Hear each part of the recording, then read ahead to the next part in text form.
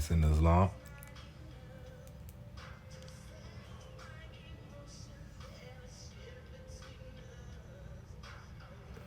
Just a random video.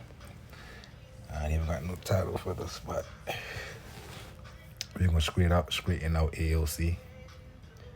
She almost got it for the most part, but most of the people in Caribbean and South America got a better grasp of the history than us in North America due to the English, and they're rewriting of everything and changing things, names of people, names of places, or whatever.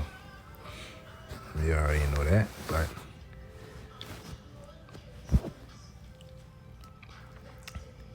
we can start with just what she's saying.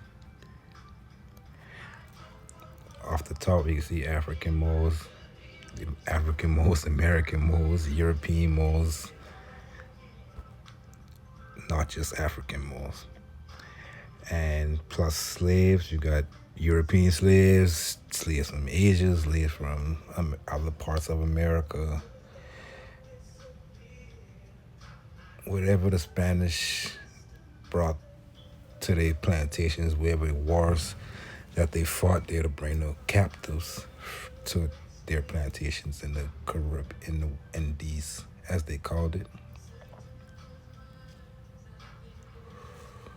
Taino Indians, which are Moors. Spanish colonizers, which mean colonizers from more than just Spain. Jewish refugees and likely others, or the likely others will go into what we're about to go into right now in this video.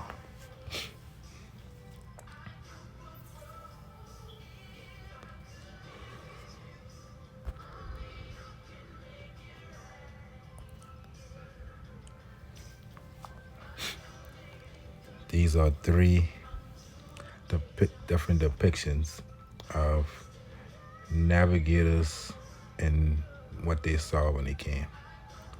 So right here we got Mexico.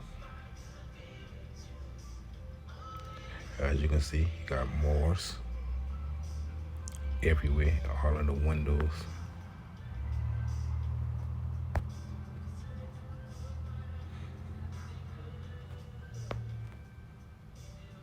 It look like this one right here got on a knight armor.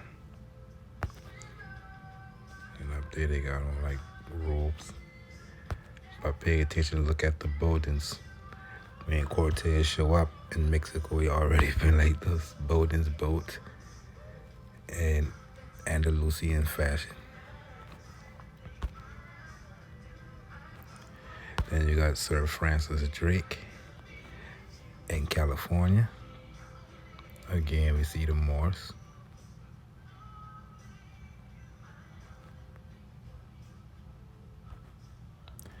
Then down here you got a depiction by the Dutch in the 1600s depicting what Columbus may have saw. And again, palaces, the inside of palace. And you got the Moors.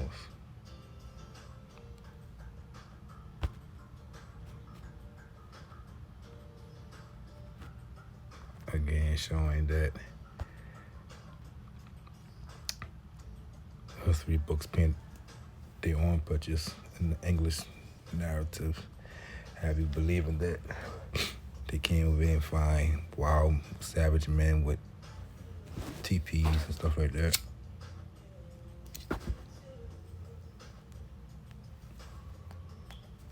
Which is not accurate.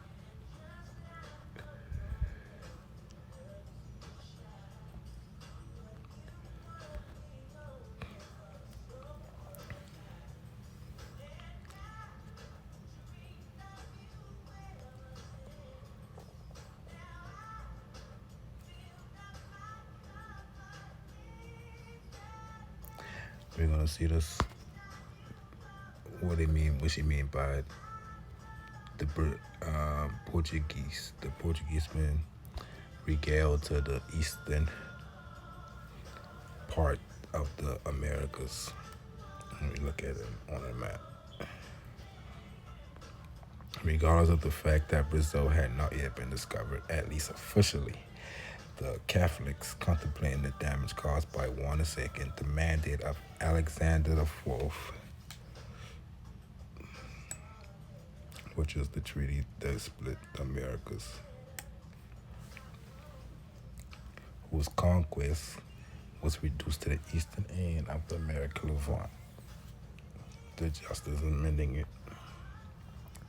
Portugal, from the same fact that legitimized that of Castile, included in the power of the kings the place names of Guinea, Mecca, Rio de Oro, Cabo Bojador, and Fez appear in Lisbon, but not the civilian.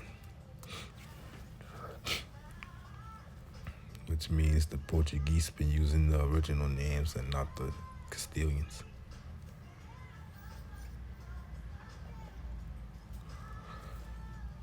Which we know because Columbus been sent over here to change the names of the rivers and the places. Probably can look inside the Portuguese records and find the old names. What the English do is they go into the Portuguese records and they use that to put them in Africa, modern day, with terms like Guinea and Rio de Oro and Fez. The first one omits the Bow of 1493, the Santa Fe Accords. The one of Seville mentioned the pontifical document, placing the first demarcation 100 leagues west of Cape Verde and Azores Island. Obviously, if they were not moved, the border would continue to pass through the vicinity of Cumana. Cumana is on the American coast. The place named Cape Verde jumped from Poniente, the west, to Levante, the east, del Atlántico, of the Atlantic. We're going to see all this a little bit later. Casa de Guine. The Casa de Guine, House of Guinea, later known as Casa de Guine e Mina, the House of Guinea and the Mine, also referred to as the Portuguese Guinea Company, was the state-run Portuguese commercial institution whose task with the management of the Portuguese Empire, economic interests, and colonization in West Africa. You see how the English do. They write history to you as if all these place names in the world always existed, right?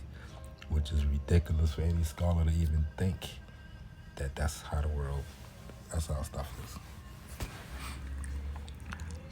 Either that or they deliberately hiding, particularly on the Gulf of Guinea, on the Gold Coast. You see Rio de Oro, the river of gold, and on the slave coast, Rio de Esclavos.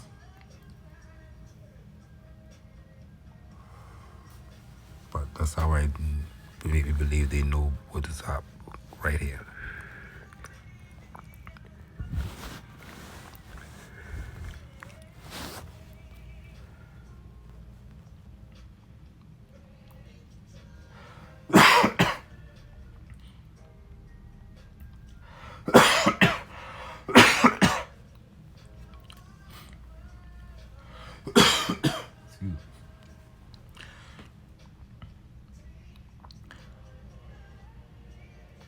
Founded in 1443, so that's before the discoveries of 1492. During the age of discoveries, under the auspices of Prince Henry the Navigator. So Prince Henry the Navigator, that's why that's important. And that's why it's important not to get wrong, because the entire transatlantic slave trade story started with Henry the Navigator going into West Africa according to the official records. But you see right here, you see the Casa de Guine will later be absorbed into Casa de India in 1503. Now, why would they do that? India is not in Africa. Why would they call Casa the house of India the trading house? And they ain't even been dealing with India after India today, because they've been dealing with the Indies. By 1503, after Columbus, it became the Indies. It went from, we'll get to that later. But that's showing you that it's the same house, just the name change of the house, the industry.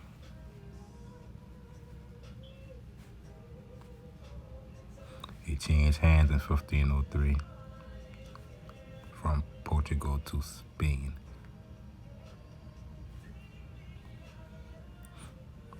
Okay.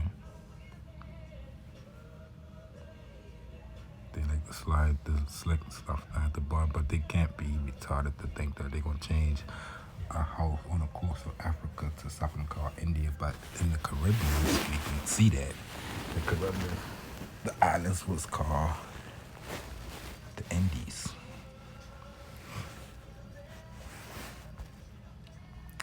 And the Baja, they reached the end of the island. The last surprise came from the chief of Guanique. You see, a place called Guanique, which goes back to the house of the Guinea, being this right here being in the Americas instead of what it's saying.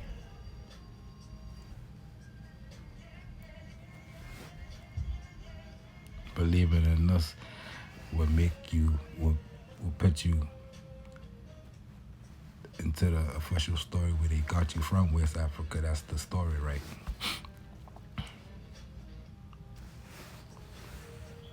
I can show you how they're playing with us.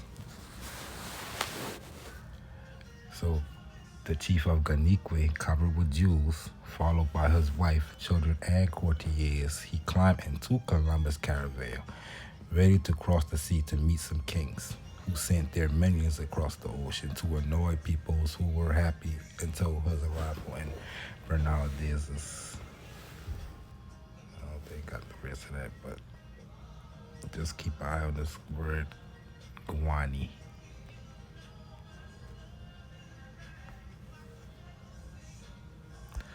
So we got these Moors, South America.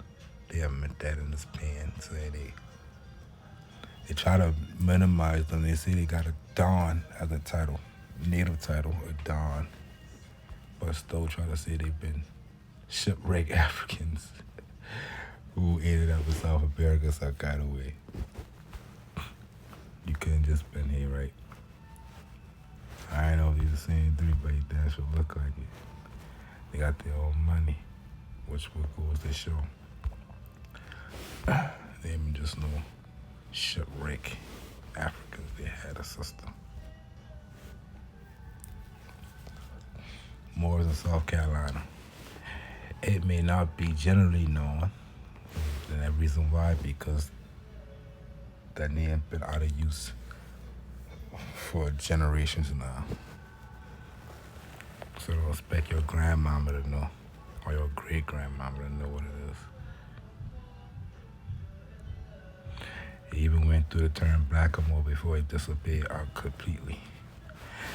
So some of the best families in South Carolina are Moors by descent. The blood of the African side washes out, but that of the Indian and the Moor, after half of a score of generations, show itself almost as strongly as ever, which a lot of that don't even make sense to me. But the crisp, curly black hair, dark and sad eyes, long silk lashes, and swarthy complexion come up generations after generation. Many of the old Huguenot families, down to the present day, show strong traces of the Moorish descent. When the Moors, they'll look at how a lot of us in America is a little lighter than our brothers in Brazil and the continent of Africa. a little bit more red or whatever. So that's what I think they're trying to say. Like, they're trying to explain who these people. So many of our Huguenot families down to the present day show strong traces of the Moorish descent when the Moors were driven out from Spain on the conquest of Granada. Thousands of them took refuge in the south of France, carrying with them the art of cultivating the wine and the growing silk. Remembering their bitter precautions in Spain, they never could become Catholics through force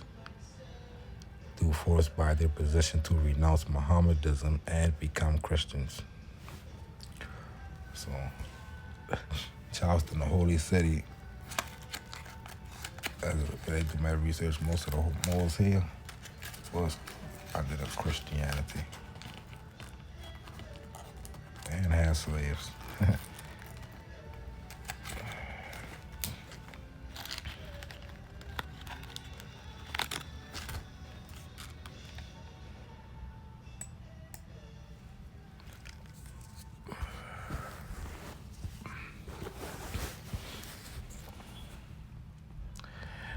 They became eventually Protestants, and when the revocation of the Edict of Nantes took place, and you know the story continues, them leaving, going all over America, South Carolina, Charleston, Philadelphia. You can tell by the architecture.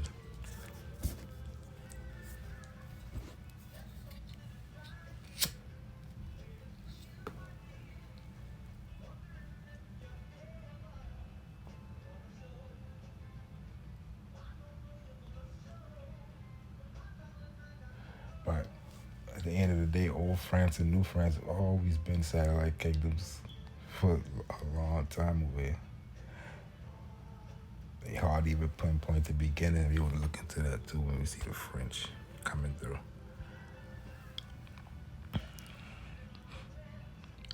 They were again driven to seek new homes, and the large number migrated to South Carolina.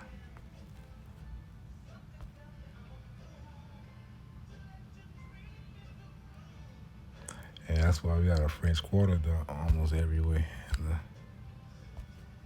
down south.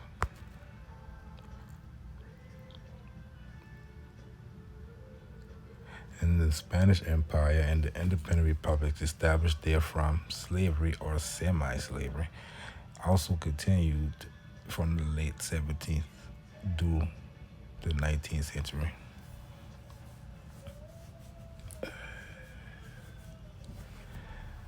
In spite of laws prohibiting such, along the northern frontier of Mexico, slavery continued during the 1690s and persisted into the 1860s, primarily involving Apaches, Navajos, Peyotes, Yawapes, and other border nations whose resistance made them subject to being captured. Some natives from this region were shipped to the West Indies. You see what I'm saying?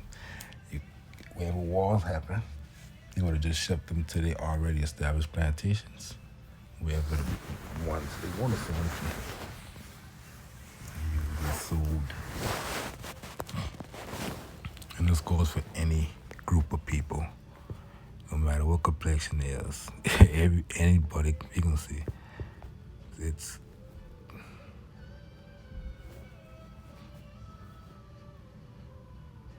there's different classes in each nation of people. You see, some were sold to the Yucatan. After the abortive Tupac Amaru rebellion in Peru in 1781. However, the Inca nobility suspected of disloyalty to Spain were executed, imprisoned, or shipped to exile in Spanish Sahara.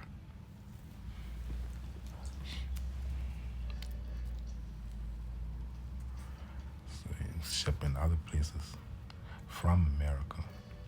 Thus, some Americans reached another part of Africa. And they still ain't counting to the fact that many Oscar had ships have been going back and forth like it ain't been nothing from island to island. It should also be noted that when the Spain first began bringing slaves and workers from Spain to the West Indies, a number of these transporters were Ladino, Spanish-speaking or of mixed brown appearance. So these been mostly Andalusians from the island of Portugal the lands of Portugal and Spain. And even Andalusian, they still been there. And they had to have been slaves. That's just somebody adding that into the mix.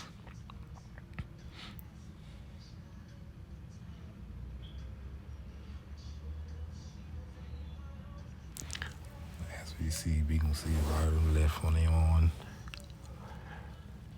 In 1501, for example, Andres Garcia de Coloro, we call her pirate, formerly a servant, and Cristobal de Palacios de Caloloro, and a resident of Trigueros, went to Haiti under a 4-year contract. Cautivos of Loro colors were also sent, as in 1521 when Isabel de Cololoro was sold to the Indies. Slaves of Islamic background were also sent, although prohibited by law. So they've been starting to prohibit people of the Islamic faith in their conquered territories of the Americas. So as in 1523 when Almanzor Esclavo Blanco, white slave, and Maria and Catalina Esclavo Blancas were transported. All three were natives of Allende and Barbaria. So they already been natives in America, another part of America. Barbaria, usually to Brazil.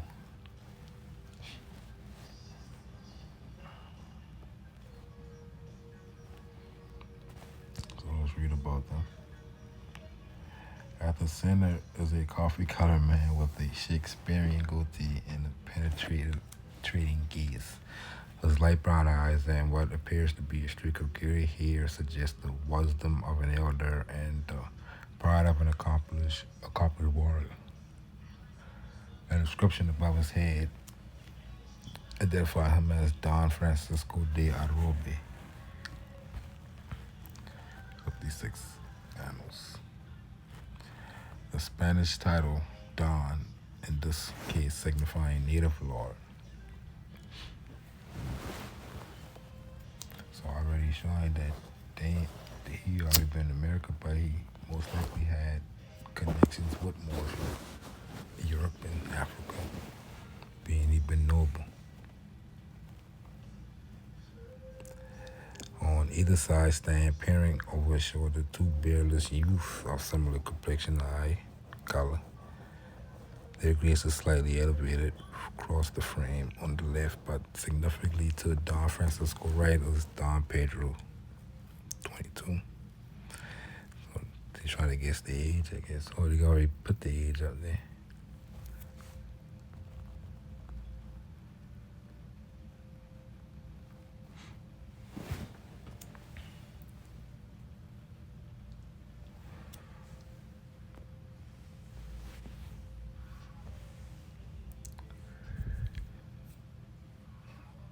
Got some pictures.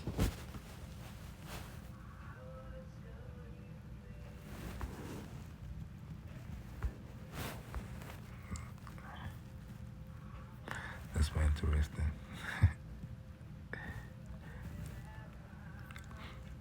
This is America.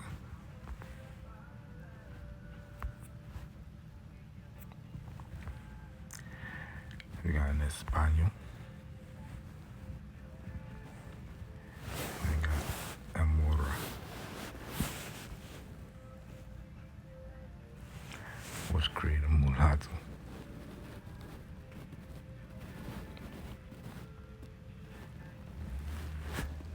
which is erroneous because the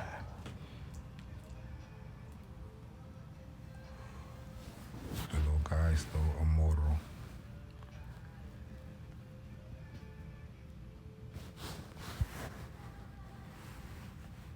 Like we can see here, we got a mulatto, a moro, and Española, Spanish woman, which create a Morisco, which don't make sense really.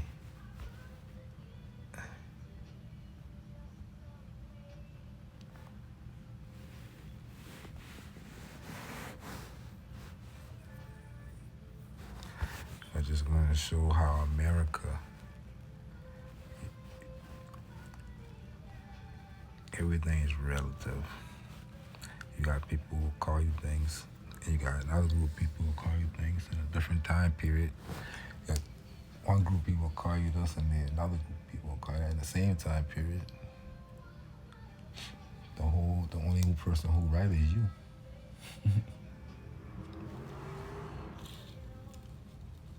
But at least look at the history. So you want to be doing the repeated. So let's look at Paramaribo. Paramaribo. Which again, I believe is just like the Igbo tribe of West Africa, which is just spread out across more than just that place. And we just forget on this side. Because you got a Marakibo.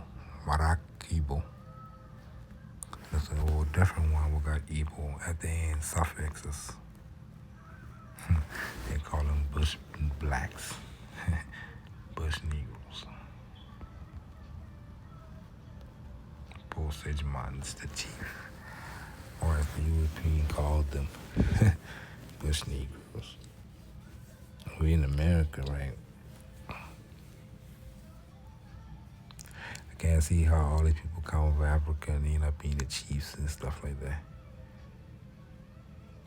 They built all the houses.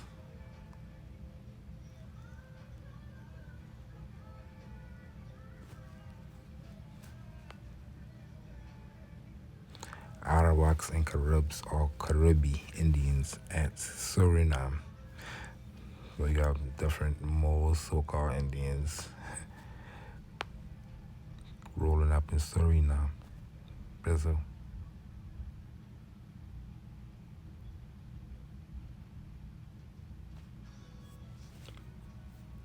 They're going to visit to the governor of Paramaribo.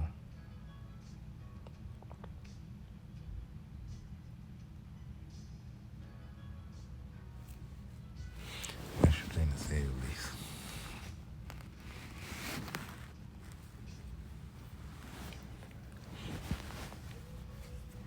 About to read about this in a minute, so.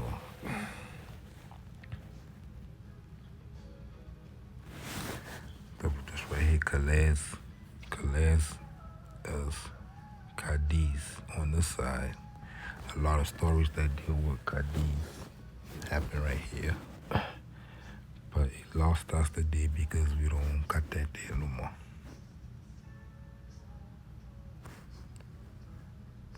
You see Mina. That's what the Portuguese had named the house. Showing that they were talking about this Canaria.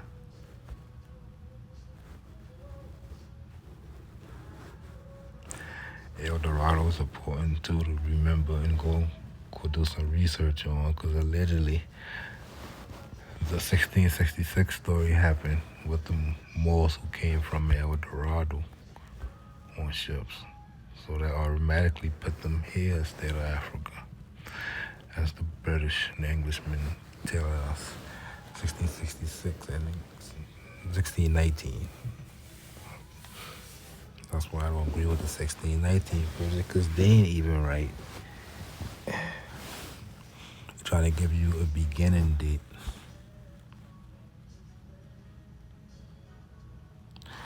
But we're going to go back farther than all of them.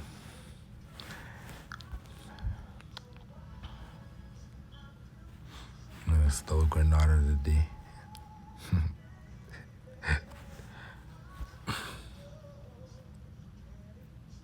So it ain't that far fetched to know that been good days of Granada still here today.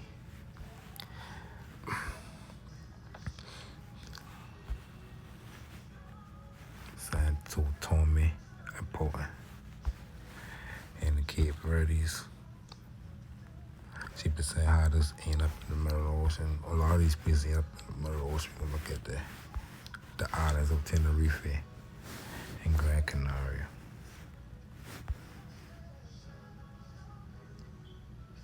A lot of gold come from here.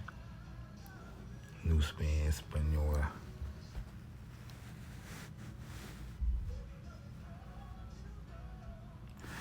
That's a very important spot because this be the evidence that this place was called Africa at one point, because this been the Santa Cruz of Africa at one point. Still today as Santa Cruz de la Mara, or Santa Cruz de Mara.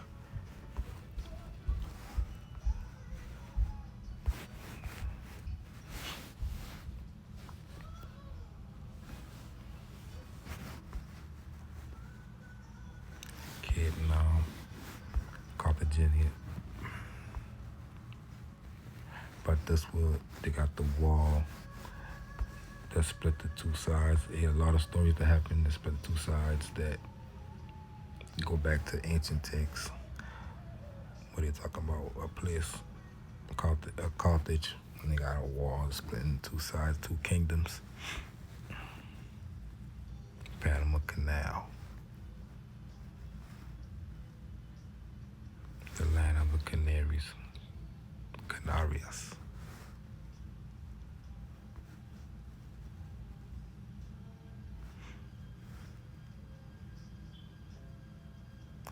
A lot of these Portobello. A lot of these come from Columbus. As you see, Hispaniola under Spanish rule. But showing even under their rule, some of the places they used to be on old maps.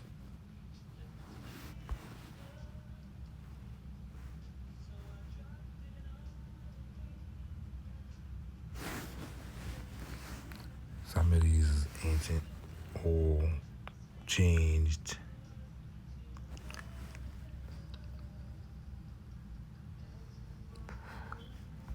But let's try to map them as we go.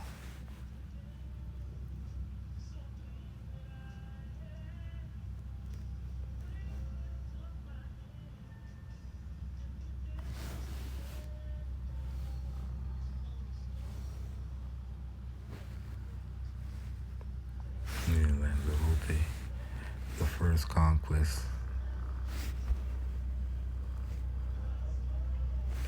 You see, it's been called Santa Cruz of Africa.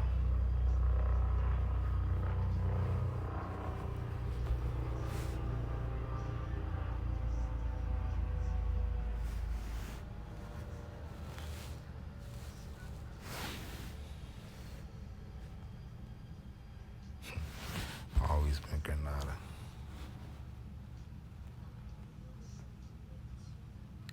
And I see somebody post, I guess they from the islands, that ain't got nothing to do with the Moorish Granada, because you got an E instead of an A right there. That's what we call sulliness. Or just trying to be against something just for the sake of being against something.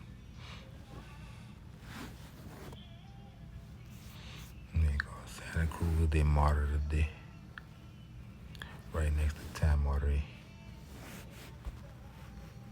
Look at that, Sabanita. That's like probably a Sabine, out the Palmas, Maracaibo. Yeah, Maracaibo got the Igbo on the suffix too. San Francisco.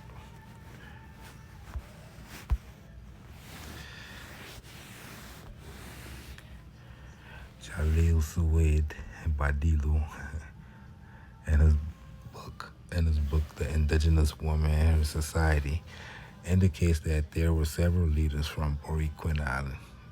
Yuisa de Emmanuel. See, they're saying Guyaras. They got to start that Gua from the Otawa region. Isabel Cayagua de Humacao, Yayo, and Catalina. So they already got Andalusian type names, Isabel, Catalina, and Banguana Me. Let me see. Better off being Guinea than Indian, because we can't really go back before these places got all that, those different Guineas, Guineas, and stuff like that. That name is the oldest we can go. We know when it became India. Say who the Catalina daughter, who the second mother left the headquarters, but Banguaname died and her mother takes the headquarters of the Caguas chiefdom again.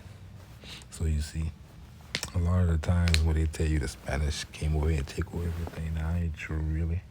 You still have plenty of kingdoms that they put a trade with or whatever. They might take somebody kingdom, but they didn't take everybody kingdom. At first, like that quick. They say the Guarwas of Ottawa was the only heroic Cacique and other Moorish American title. We know in Boriquin so far, associated with the burning of Capara and banished for her worth. So you see, these Moors been going to Spain already and now speak the language and everything. This shit is like, what's new? They understand basically we're doing the same things. That's why you got the same architecture out in America as Iberian Peninsula. Same shit. And West Africa. Look, check this out. Mulatto, one born of parents of whom one is a Moor and the other of another nation. So that means a Moor automatically is the person. And one of any other nation becomes a mulatto according to this author of this particular dictionary. I keep that in mind because that's how they got everybody break down in America. Mulatto and mestizo. And they'll use somebody who's mixed with a Negro and a white Indian. They'll say stuff like that. Say that's a mestizo or a mulatto. But this definition say one is a Moor or of another nation. Could be a Moor from America, a Moor from Africa. That was still qualify in that definition as a mulatto. So let's read this. Just in case AOC still don't get it, that even in North America they knew, or know, what your real name is. Lincoln philosophy, common sense.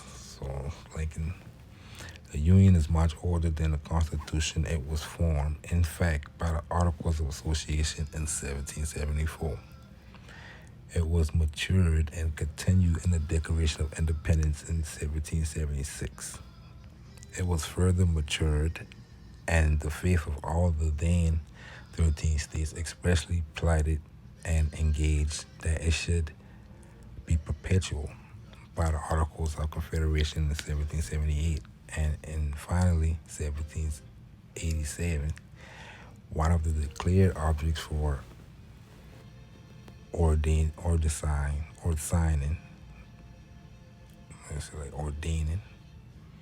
and establishing the Constitution was to form a more perfect union. But if the destruction of the union by one or by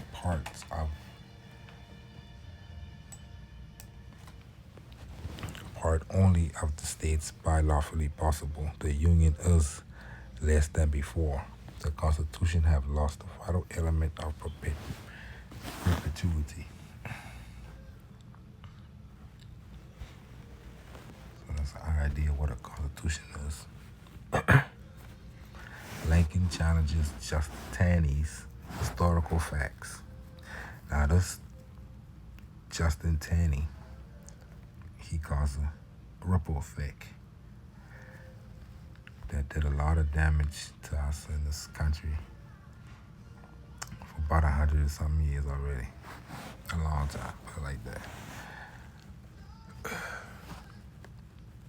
But he gonna straighten us out, and modern day politicians need to, or they deemed incompetent.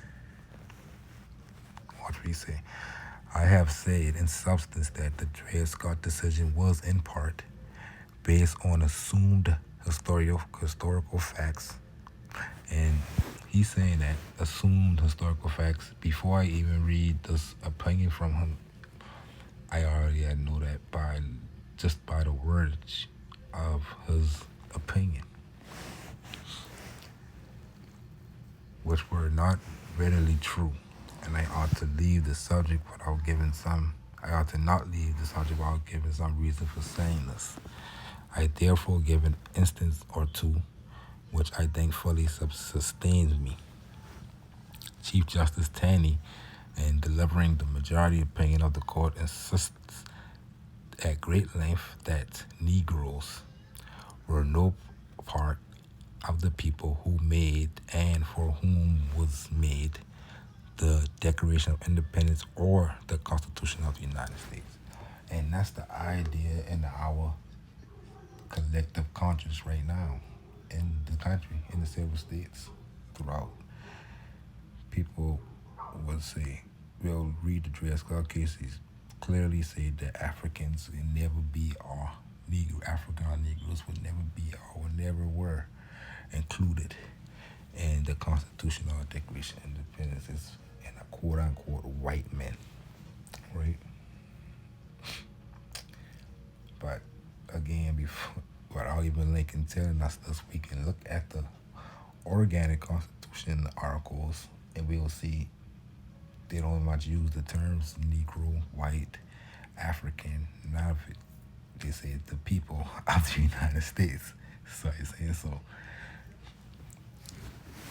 If you weren't Negroes at that time, Judge Taney assumed, or Dred Scott assumed, that based off the complexion of our skin, that we're all in that category, that he put himself in that courtroom that day. He might have been a slave from Africa for all we know. That's just his status, but not the people. So, on the contrary, Justice Curtis, so he going on for what Justice Curtis saying, and his dissenting opinion shows that in 5 of the 13 states, to wit, New Hampshire, Massachusetts, New York, New Jersey, North Carolina, free Moors were voters. So in this time, they've been calling them free Moors based off the Free Moors Acts of South Carolina and the Treaty Peace of Friendship or whatever.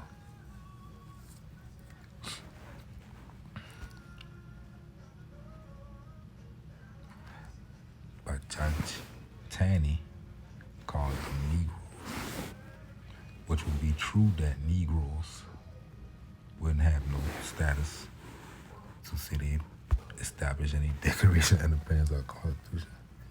By Moors, same people, dark-skinned people. But that one word in the law is specific. So yeah, if you think you've been a Negro and you say everything in 76, yeah, of course you ain't had nothing to do with it.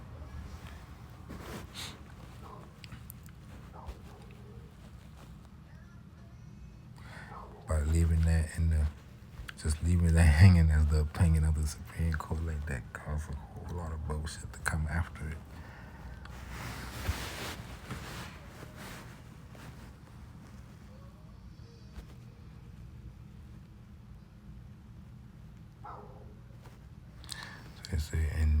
Hampshire, Massachusetts, New York, New Jersey, and North Carolina, free Moors with voters and in proportion to their numbers had the same part in making the Constitution that the white people had, so-called white people. They've been called Anglo-Saxons, or Englishmen or whatever, at the time of this Constitution.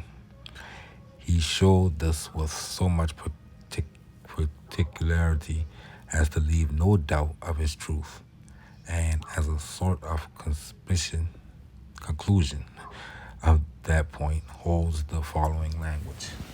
It's the old page of it, because the newer ones, you can find this on the internet everywhere, but instead of Moors right here, they put free people of color.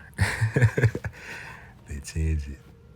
Some wise guy changed it to free people of color, which don't make sense, because that still make Judge Taney more right and make Judge Curtis an idiot for even making that assumption. That wouldn't make the assumption, because free people of color ain't had no part in no Constitution. It wasn't known as that at that time. It was known as free Moors, though,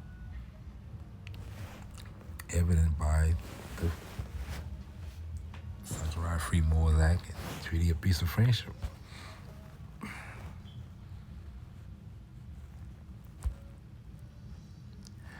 He showed us with so much particularity, so he holds the following language. So that's what Judge Curtis said. This Lincoln saying that Judge Curtis more right about what's going on with these people, what their status is based off the Constitution, than Judge Taney.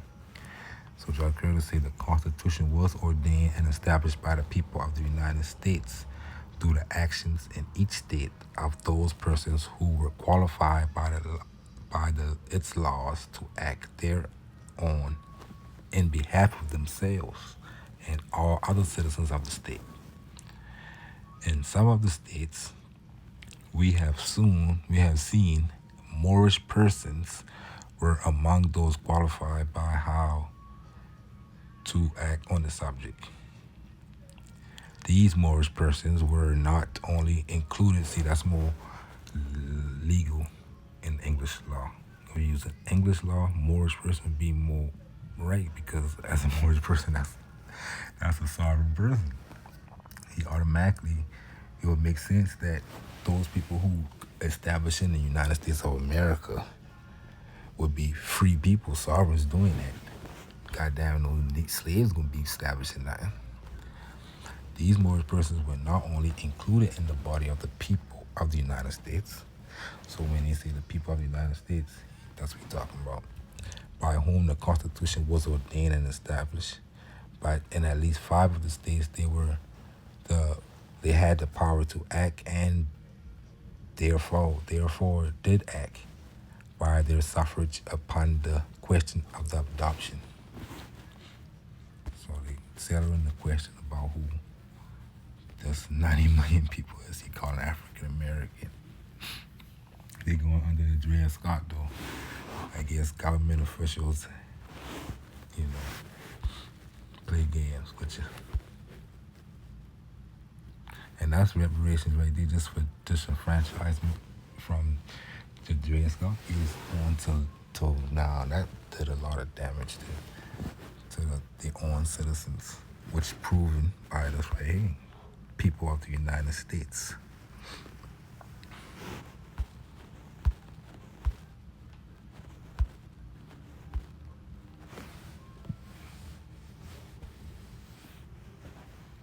We'll get back into the words Negro and Moorish in a minute.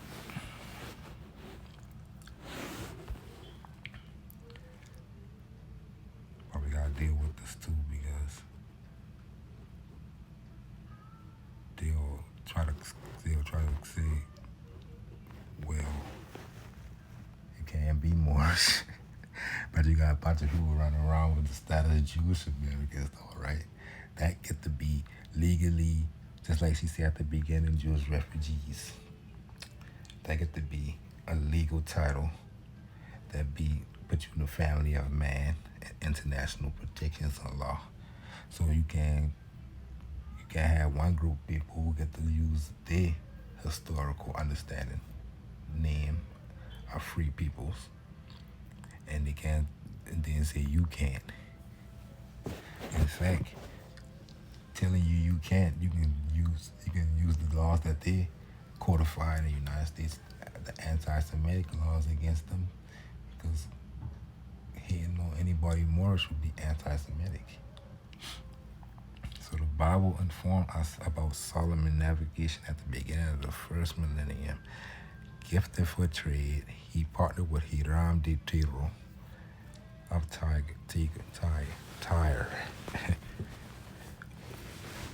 which provided navigators and boats.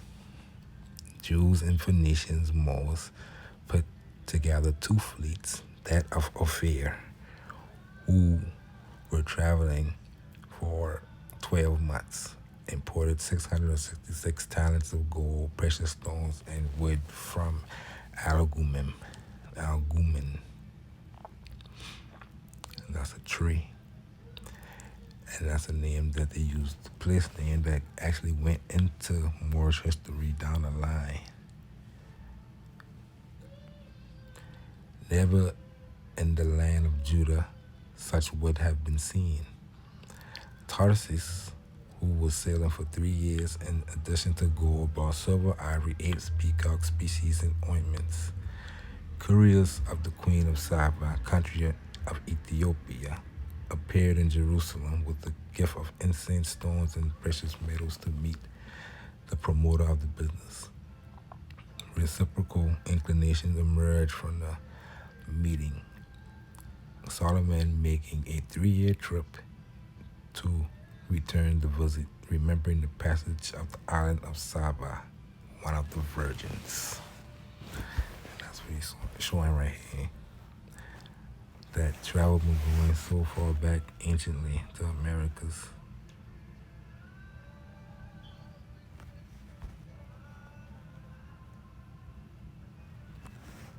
And all over the world for these people. So Jewish Americans stand, Moorish Americans stand too. In the island of Saba.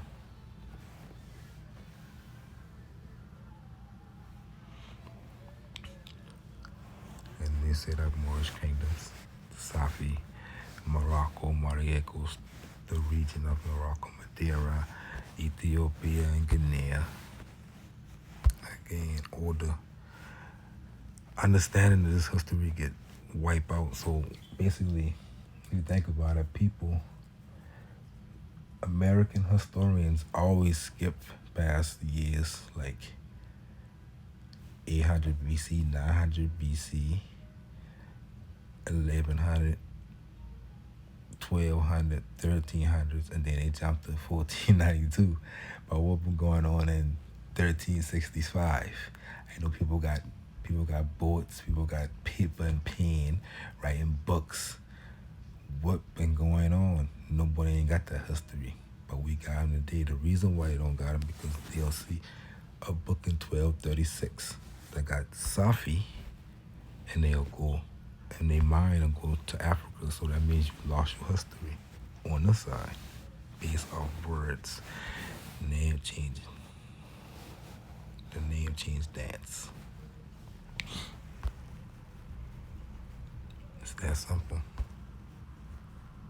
Ancient Mauritania, Cabo Frio, and that's another reason why I think some people be knowing this history because they always use Cabo. We go to Cabo Frio, it's a major city, anciently. All Moors of France, Normandy, whatever.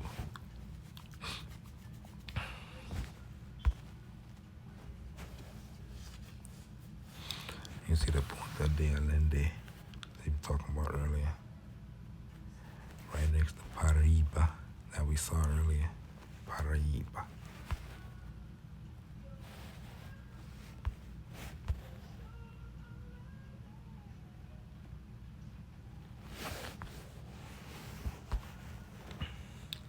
Preserve and publish the instructions of Isabel, who were governed and vetoed.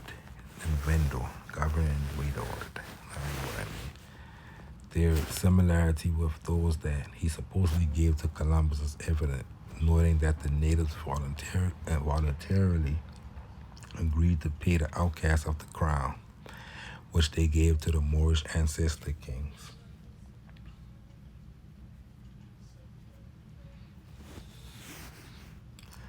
So when the Spanish came to collect taxes already being collected by the Moorish ancestor kings, putting in quotes because eventually she got that written exactly as that, and like I say, documents that go back before 1492. But they go into the category of African stories because of the word Moorish. That's the Hollywood psychological brainwashing that we've been all suffering for the last, longer I've been born. People always had these associations, word associations. It would be collected with gentleness since they were well treated. They would obey better. Talking about the American natives now. In Torres' charge, he would negotiate them profitable from the monarchs, taking care not to promote what he could not fulfill. The Moors, that they did not use the lie, they despised the one that did not fulfill the given word. So basically saying, you got people over here you're looking at as natives, and you got people you're looking at as Moors already on the land who ain't even dealing with the Spanish. The Moors over here ain't even dealing with them because they lie too much. The prestige lost. The officers would not have no more authority than the emanating from force, inevitably facing inconvenient resistance, whether active or passive. So a lot of the Spanish kingdoms been them working with the people already here, other than conquest, as they trying to make everybody think. Not saying that they ain't done a lot of damage to people, but we gotta take the good with the bad. Some of us been rocking with them. So look at some travels.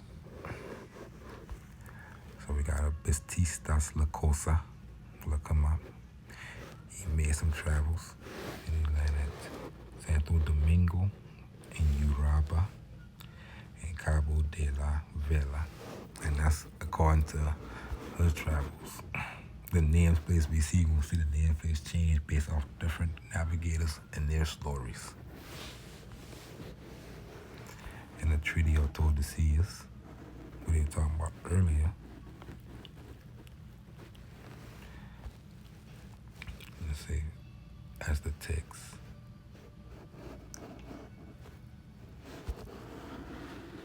So we see the entire Treaty of Tordesillas happening over here. That's important to know because the place names that's in the treaty say stuff like Guinea.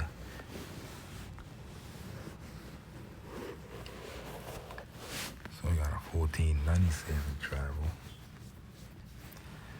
I think it's Colonial. But we see the place names Paria, Herrero, Rio Grande, the Great River, and Rostro Hermoso, St. Julian. That's what discovery is to them.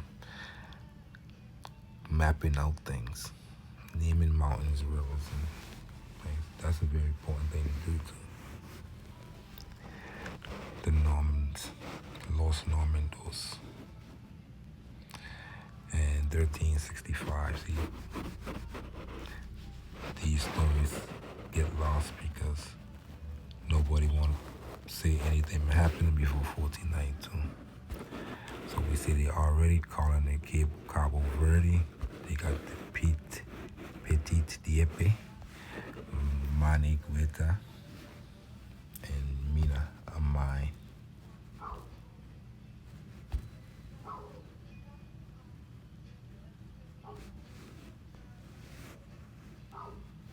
So let's get back to this word black and Negro. it's from a book called Light and Truth. The Moors, their dress is handsome and sort of a short shirt with wide sleeve over which comes a cloth vest fastened with a small button and loops, and broidered richly with gold and silver. And that because they from these mines in South America and North America. They wear linen drawers and with broad silk scarf around their waists. So pay attention. All I just hit us now, we're going to see in pictures later, in which they stick a large knife with a curiously ornamented handle. Okay. The word Negro is considered insulting, which is black in English, Negro Spanish, and is used as an epithet of contempt to the colored people. It has been long used by our common enemies in America, which is crazy. Probably talking about the Spanish, because they spoke Spanish, Negro. It is not only insulting, but very improper for anyone to make use of it. Our friends, the friends of Christ, would do well to consider this and never write or publish it again to the world. Shit. Ain't nobody take heed of that. Let it be remembered that it is as wicked for a Christian to swear as to call a disciple of Christ a Negro. Men of Africa were chosen by Christ our Lord to go, and this the author of this book, opinions or whatever, I understand it. But listen how you rock.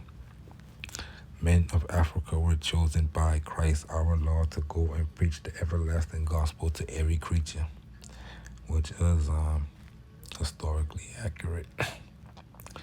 Most of the Christian gospel come out of the churches of Africa, North Africa, Egypt, and stuff like that.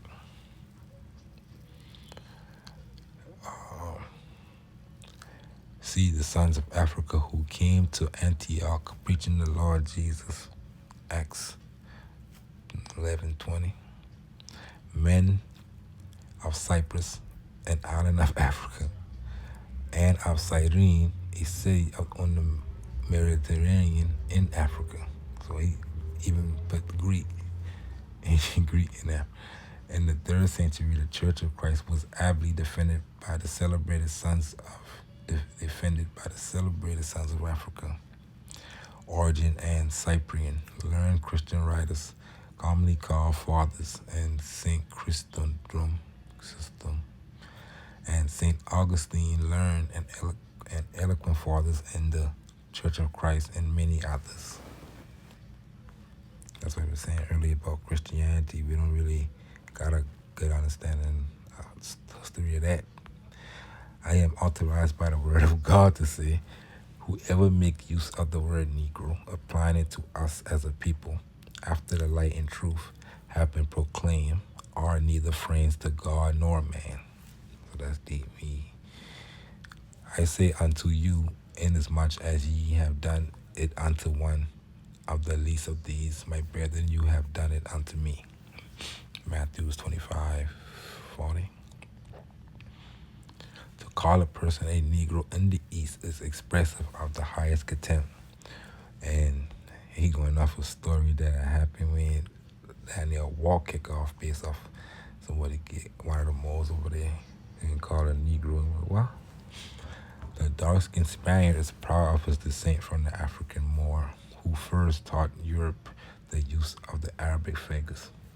So even the Moor who wrote this book,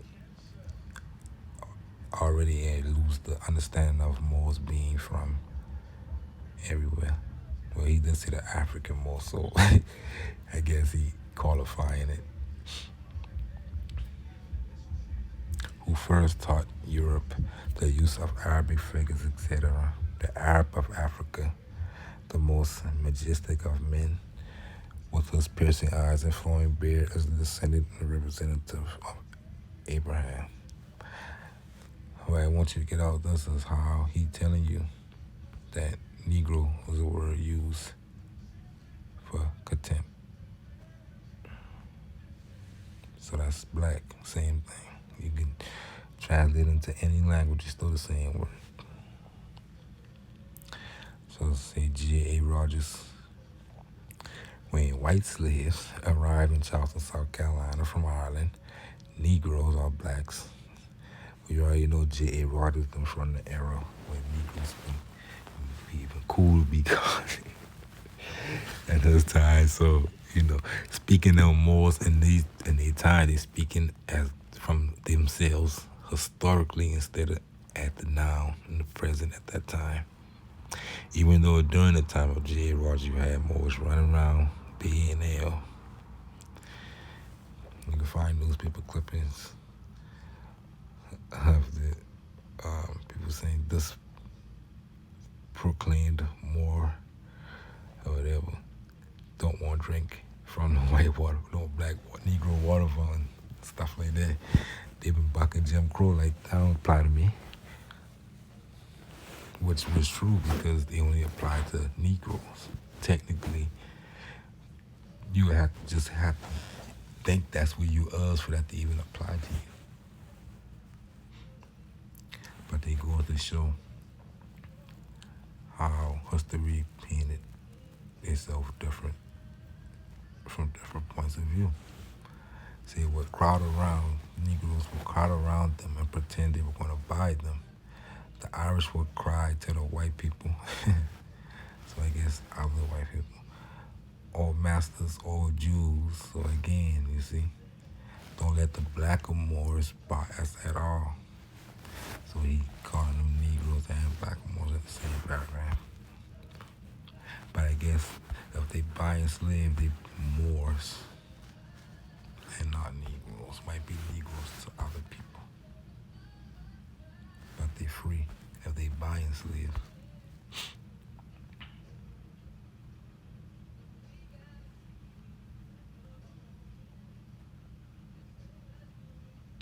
But as we're gonna see that history always have Jews and Moors. Even the dated Jews and blacks in secret relationships and stuff like that. That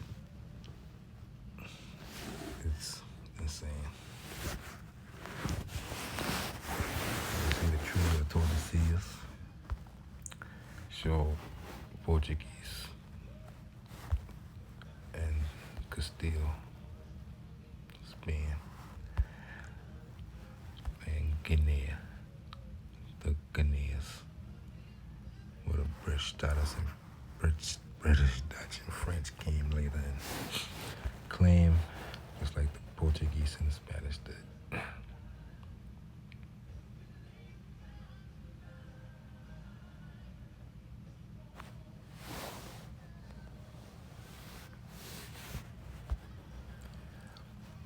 So we can see how the history got lost because these place names end up in the middle of the sea based off different things that happen over time. As we can see, these islands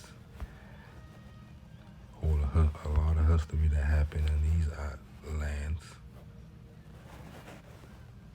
But you gotta go look for these words and look into the history and see. You'll see they prolonged wars and all kind of different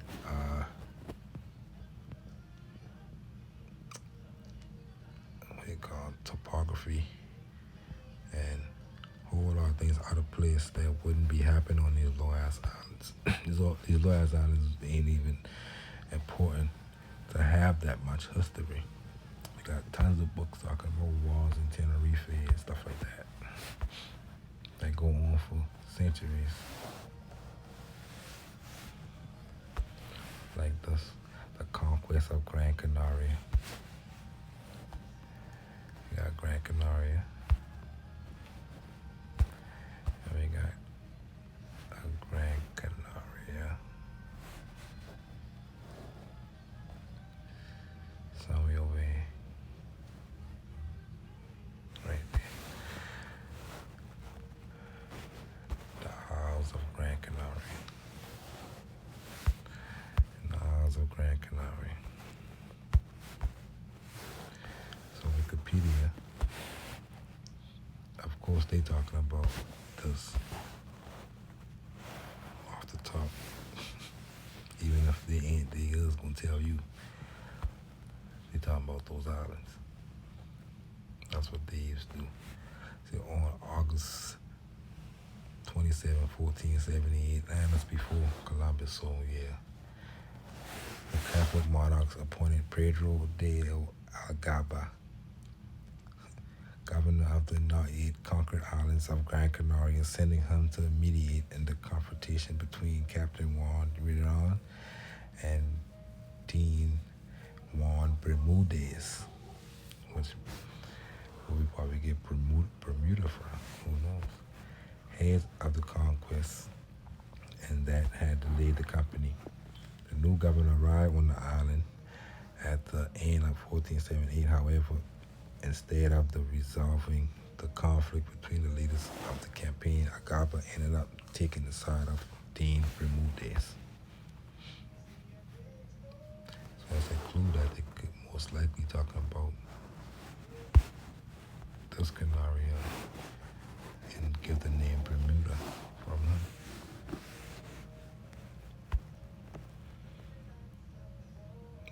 Let's use these words and show you how they know what's up. Early expeditions of French Norman, remember the French of Normandy, they know about them 1365 expeditions, but they act like they don't know. Sailors to the New World have been suggested. Juan Jean Cousin has been said to have discovered the New World in 1488, so this ain't even the 1365, but they stole. Let you know that, hey, even suggested that he did before Columbus, 4 years, when he landed in Brazil around the mouth of the Amazon, but this remained unproven. Unless they watch my videos, then they'll get the help they need to prove it. Her travels were succeeded by that of Beno Palmier, look at that, another mayor, de Gonnevo. So they say how these people been coming back and forth. They just messed the whole world up by giving us that fake Columbus story. To make them look like it was just this one guy in the ocean. You know, ships always going back and forth. Before 1492, the year when Columbus burned the sea, a bunch of people been on the seas. And after him, it's a moot story. And at the end of the day, it's moot. Which was properly recorded and brought back a Native American person named Esomeric. See? So I don't even know how Vespucius' story even exists when you got people named already Merik. Gorniveau affirmed that when he visited Brazil, French traders from Saint Malo and Dieppe, again, had already been trading there for several years. You see? They're getting plenty of stories out of the French records. You can go get almost any country records, even in the United States. They don't want to give days up, but they know.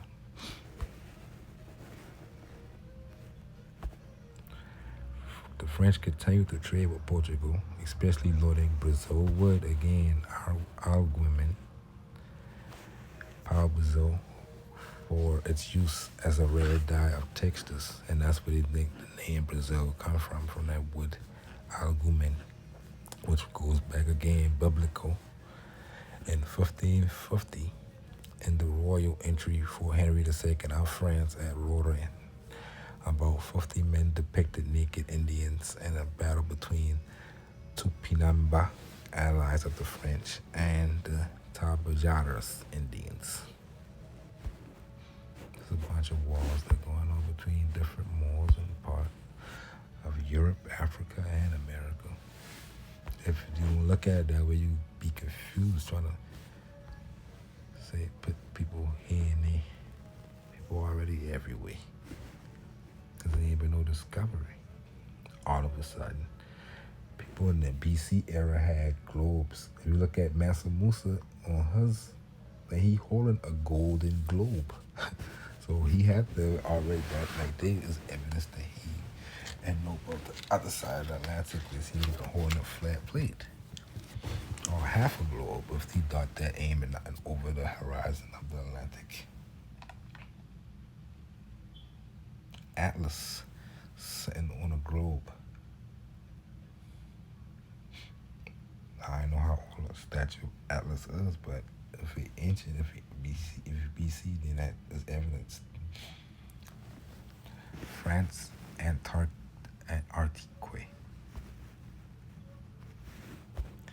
was a French colony south of the equator in Rio de Janeiro, Brazil, which existed between 1555 and 1567 and had control over the coast from Rio de Janeiro to Cabo Frio.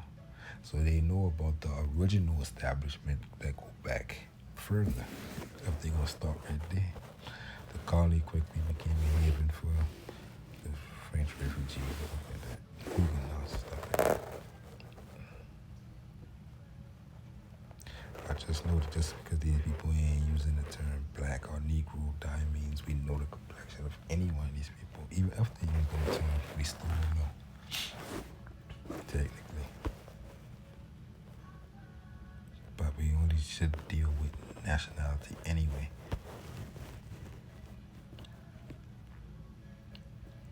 And descent, Moorish descent. Provided with oil, this young Drake. Provided with oil and biscuit, the ships not having it in Guinea. We know that going to Araya Peninsula, and that's the peninsula right there, the South Flats. First we got one of the Moors who named in Araya, De Araya.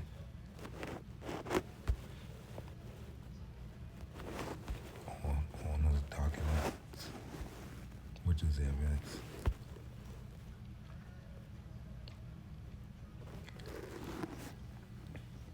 And the South Flats is the beginning of colonization to Venezuela. Even all about the South Flats of Araya. And going into the flats, I think we're coming down into, Maracaibo and Grenada and all that right there, inside there. But that's your history that got off because all those names were taken to Africa somewhere out in the middle of the ocean. The original names, like Canaria. And for three traveling to Araguim, Cabrera, chronicler Felipe II informed us of the situation of the mine, Mina. That's why they've been naming everything. Mina, if you go on Google Maps right now and zoom in on Brazil and the northern parts of South America, you'll find so many places we got de Mina, so much mines. To let you know it's the gold mines of the old. In 1568, Juan de Aquinas, taking the young Drake for a second, left England for the River de la Mina, recruiting the Portuguese, setting sail from the stopover. So you got the English recruiting some of the Moors in Portugal, of all Portugal. Whatever, who already know how to get around it, to help them get around. A lot of traffic going on.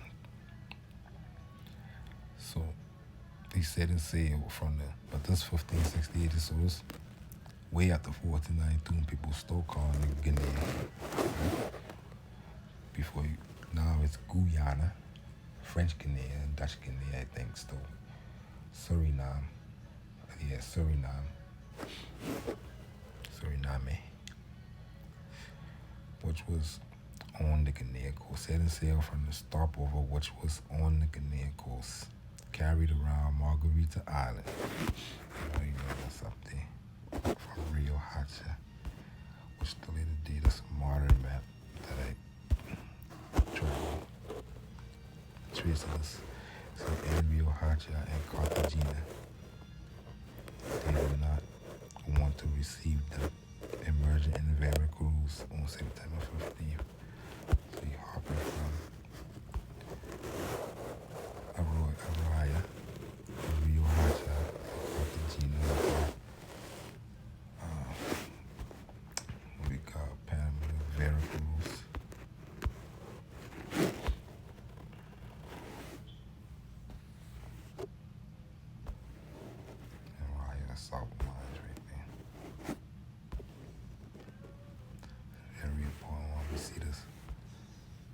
received by the Knights of Christ because they assumed the rights and duties of the Lord of Beardry. In the second decade of the 15th century, they began a fruitful penetration, starting from Cabo Blanco by 1427. So right there you can go look up any any conquest of a Cabo Blanco on Wikipedia, see if they got something. They might have something, but they gonna make them look like the Cabo Blanco somewhere off the coast of Africa or Spain somewhere. By 1427, Juan I granted them some deserts. It's like around this desert lands.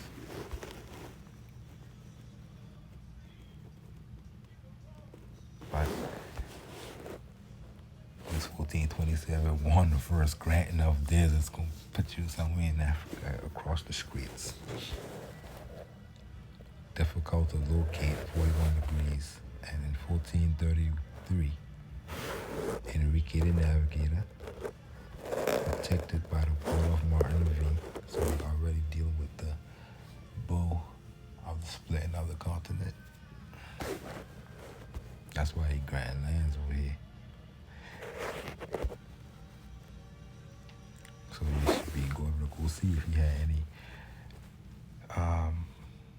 conquests or lands in North Africa in 1427, Juan I. Let's see. If he don't, then that's showing you they're talking about a different Africa. The territory between the Canico River and Punta Tristão, licensed to commercialize salt attached to the privilege, allows the Punta Tristão to be identified with that of Araya. So that's what she identified the old records, because the names change over time. Where there are still natural salt flats. Well documented, the neighbor of Macarapana, Juan Castellanos, placed them 60 leagues before reaching the Great River we saw earlier, the Rio Grande. In this case, the Orinoco. So in this case, dipping the Orinoco, which goes right into the Rio Grande, unless they change that today to Orinoco. Bordering 10 degrees, they brushed the border of the neighboring barbarian, Mohammedan or Portuguese, you see. A lot of that's still been Moorish lands, but just because they speak in Portuguese or a Castilian language, history books are going to call it Portuguese. Although Spain intended to extend its possession to the Amazon, poorly received by Hispanics. To approach the south, they took the proper precautions.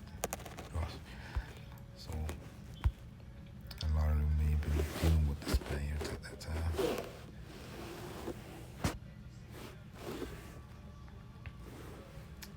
And this right here is a lot of these stories they claim it happened in this area, this area, this area, and off the coast of Africa, going all the way down to the Gulf of Ghana. That's where a lot of history at. A lot of whole place names to throw you off. And basically, even if you read Columbus' story, official story, if you can get your hands on it, you would have to believe he hit all these islands before going to America. Which wouldn't make sense. You just go straight there. You might hit. They might come up this way. It'll be quick. To come from this and go up. I'll stop right there. Take rest stops, but they wouldn't make this route going down Dana. Trade ones. You'll go straight through the Canaries to get to Cuba.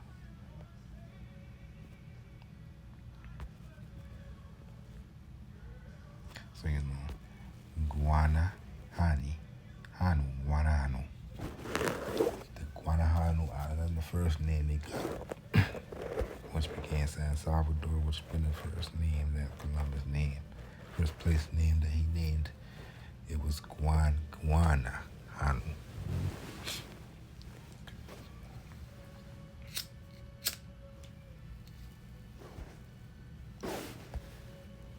The first attempt of conquest. So we're about to put a whole lot of history back in proper. Let me summarize this real quick. The first attempt at conquest. So going back and forth and buying and selling. She ain't counting that. She's counting conquest, official conquest, with the documents written as that. So the first attempt of conquest seemed to have been the expedition of 1393. That's 100 years before Columbus. It is confused with that of 1402, awarded by Enrique III to Roberto de Bracamonte. So you're saying you're dealing with the French too, and Enrique, the Knights of Christ. A pair of France who served Castile in war with Portugal set sail from Seville, integrating the troops. Andalusians and Biscayans provided the horse for riding. The jump was made in Lanzarote. Remember what I showed you? Lanzarote on her historical map. Divided the island between two rival monarchs. It is said that it was divided by a wall. So I think it one of those islands that got two sides. Haiti, and Dominica. Got that two. That's probably the same island they talking about. Or had the two rivals. It is said that it was divided by a wall, or she could be talking about the Panama. Taking possession in the name of the king, the expeditionaries packed their ships with waxen leather and a possible cargo where carnauba, palm, and cattle were not raised. So she rebutting that they're talking about any island in the middle of the ocean right now because she using the carnauba, palm, and the cattle were being raised in the document. The day ended with capture of 160 inhabitants of the town, who the king and queen was in lead. Stopped at the Seville market. So that's what they show you about captives, how people became captives from war.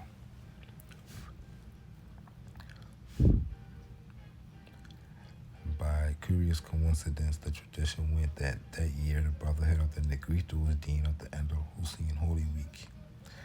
So basically, you can go look that up and go read that history. They got a movie about that too.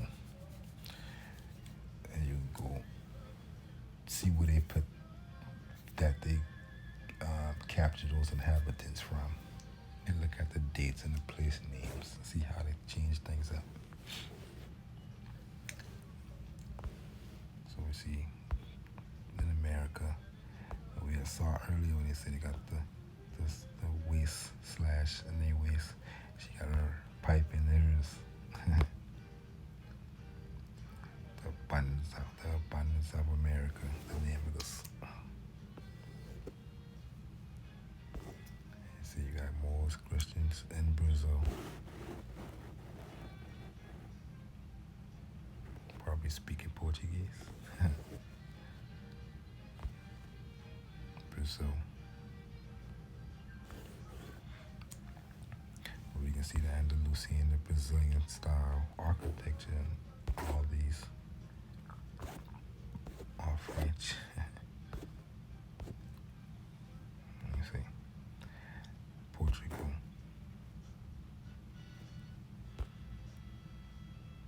Who bullies?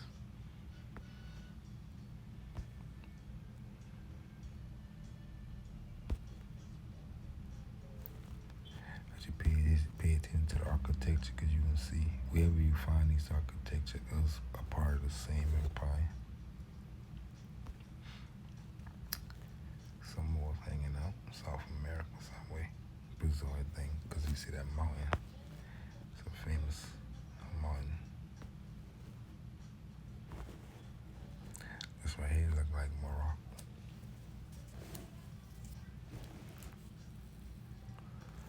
that's why different historians could get it mixed up.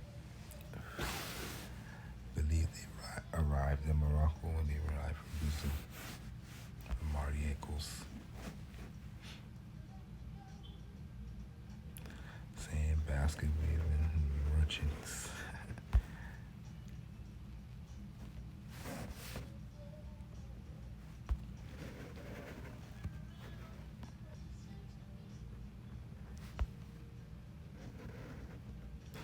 Moorish rulers and Christians everywhere.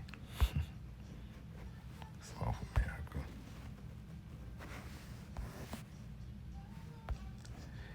It is enough to review the work of scientists, clergymen, and travelers to verify that in the 18th century, much of the continent had no footfall for whites. Ignoring the colonists, the Frenches knew them that the Black River, Negro River, and Rio Negro, South America, could be navigated from the Amazon to the Orinoco. The documents of the 15th century, despised by relevancy, it suggests that much of South America fell into the toponymal Gran Canaria. So basically saying like most of the place names ended up in Gran Canaria, what we see today, the Canary Islands. It repeated that Tenerife, Gomera, and Hierro are in Gran Canaria. I remember have been the Punta e Islas de Canarias. So you can go find maps that probably still got Islas de Canarias right here. That disappeared today, but you probably can find maps that got that older maps. Facing the Bay of Paranaíba. In 1489, Ferdinand de Peraza, lord of the island, residing in the Vila de Gomera, died on the part of Mercadis. Mercadis been crazy. At the hand of one of his vassals. So basically he's saying, we also know that the island of Gomera been here too, because the villa of Gomera show up in Ferdinand's story.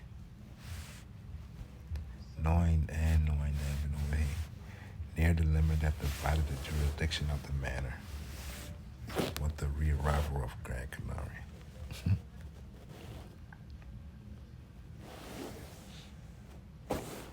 Another old map. This old map was a map officially that they claim Columbus had his hands on. But he's showing you where these old places been called and where they at on this map. So we got the River of the Slaves, Rio de los Esclavos, that end up being pushed to Africa. Mina de Oro, the mine of the gold. Canarias. That's according to this map. And this one, same map, just black and white. We got Gomera, Canarias, River of the Slaves, Arguer, Hierro, Madeira, Terra Firme. You can find plenty of maps that show Tierra Firme right there. Cabo Verde, Gran Canaria, and Santa Cruz. 1434, Gomez Pierres, 1436. He went to Annam, the Angra Cabalos,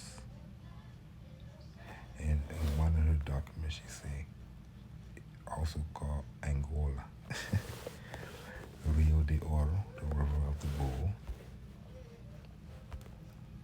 Jasai.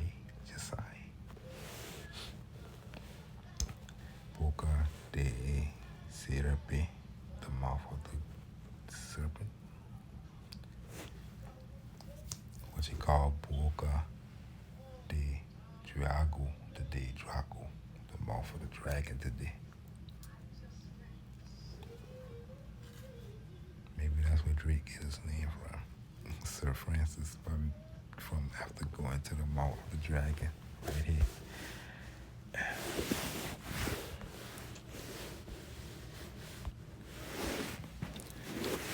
Butchers of Brazil.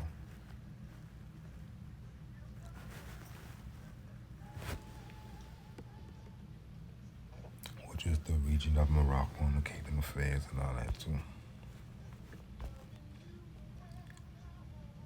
Even though Spanish maps would tell you something else, would say Brazil still have Moors and still have everything going on. Just know everybody got on the turban wraps.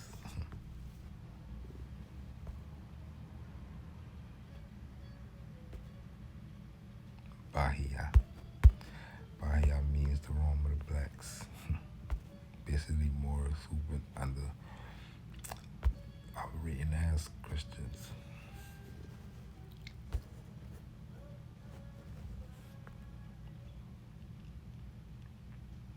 You see, saying architecture.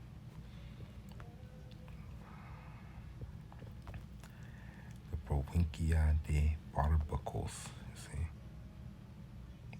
Barbaricos. South America. Taken for gold. Barbacos. I think that's still around today. Somewhere in the northern parts of South America, Venezuela area. And some more.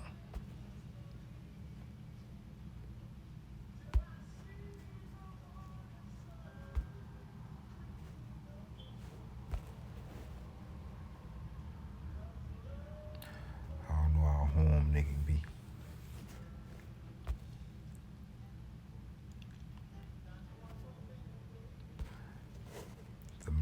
Un mercado in Bahia. Merchants in Bahia.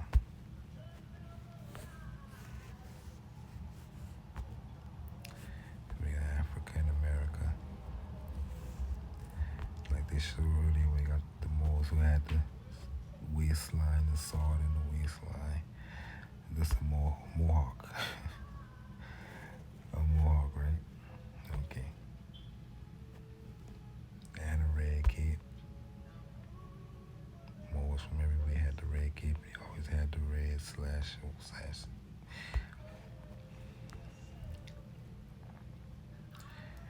So General of the Sea and Coast by His Majesty Imperial King of Fez. And I underline this. Abdallah. Born Abdallah. And they got El Moro, the Moor in Spanish.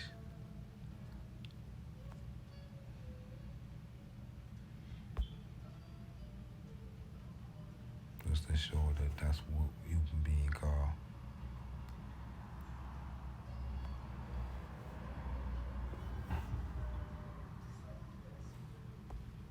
And Kingdom of Fez in America at this time too, not the one we know today. Haxa. Place names that either disappear or go on to the other side.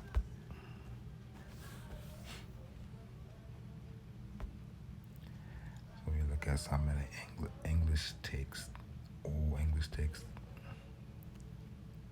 even though they've been one of the worst at naming things, being that they've been so late in the game. But they call him an infidel lord, which would be a more to the Christians. All Christians are one without faith.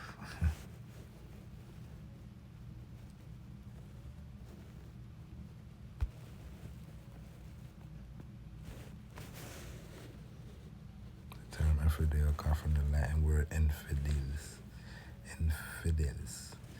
which means unbelieving or unfaithful. During the Middle Ages, the Catholic Church used the term to describe Muslims. On occasions, Jews were also included in the category, as the Moors of North Africa. So, basically, that's what they looked at him as.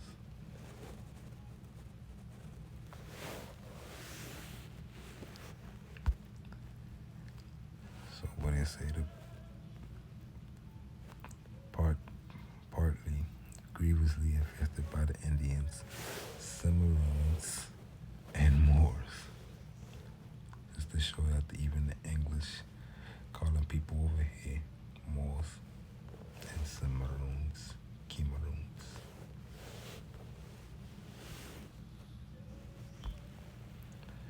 That's what they say. So it definitely sold to the Moors in Barbary and Africa. Others to be prepared in London. That's why I believe they've been writing from older texts, or they've been getting the confusion already been taking place. They talk about trades going on in Barbary and Africa. To the English, the Spanish would have been letting them. This place would have been there at that time.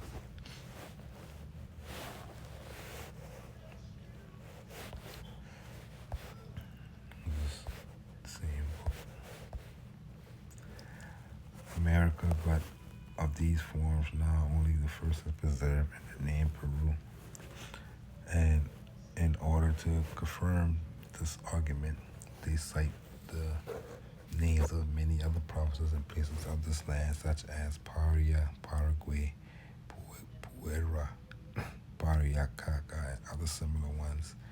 And because of the convenience and the similarity between the latter words, the word Paruam, they feel that they have been derived from it. So basically, Peru is another form of Opiru, which also became Africa over time. So basically, Africa and the word Peru both have similar origin and branched off with the different phonetics. Opiru. Paruam is the plural of this name, Ophir, which takes us back again to the biblical text we had read about them going to get to the island of Saba and naming the Ophir. Basically, the Bible said the land of Ophir.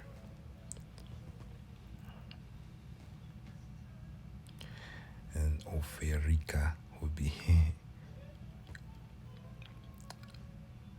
the land of Ophir, whose singular is Paru or Peru. The Holy Book used this name in the plural in order to signify and include both parts of America. So that's deep. They use it Ophir instead of Peru to say that it's two.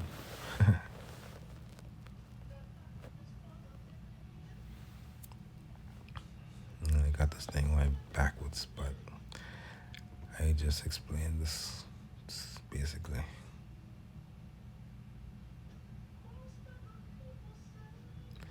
People who ain't looking, I'm gonna read them. The basis and conjectures on which they endeavor to found their opinion are these. First, the authority of Admiral Christopher Columbus, discoverer of the New World, of whom Peter Martyr tell in his book, The First of his Decade, that the admiral used to say that he had discovered the land of Ophir. Second, the similarity and relation between the two names, Ophir and Peru. It is usually explained two ways. Some affirm that this province of Peru and even all of America was called Ophir in ancient times, and little by little the natives have been made changes and alterations in the letters of this word until it became its present form, Peru or Piru.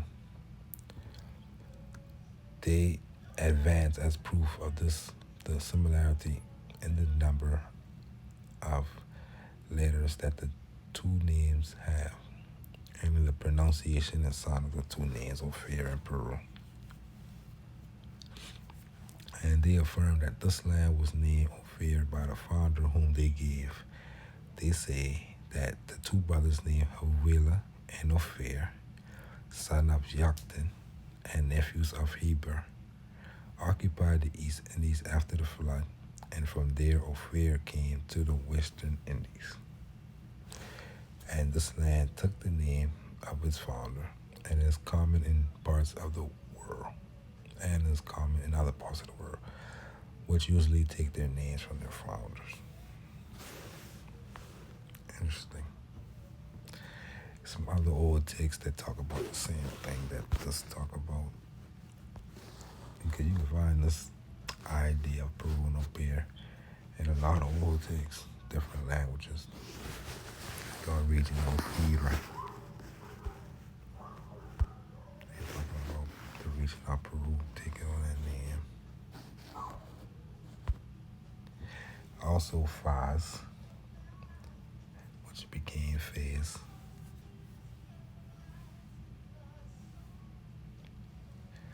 Which means divine right.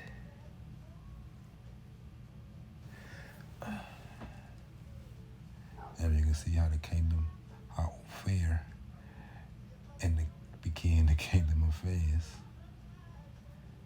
which got broken up into New Spain and Brazil, and Guineas. And how it get break up again more and more until we see today. And this one is a Defaz or Opaz, Ophaz, Mufaz, all those. It's like what they're saying is how things change over time.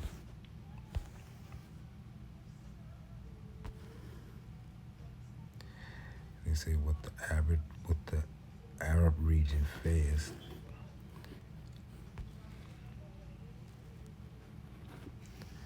Talking about Oferam. They even connecting that to Fez, saying that there's another origin word from that word, Ofer, biblical. Nobody really know because you can't find biblical places.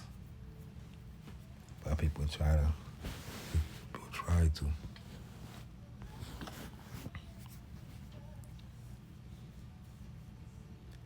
You've seen divine law, Faz, in Latin.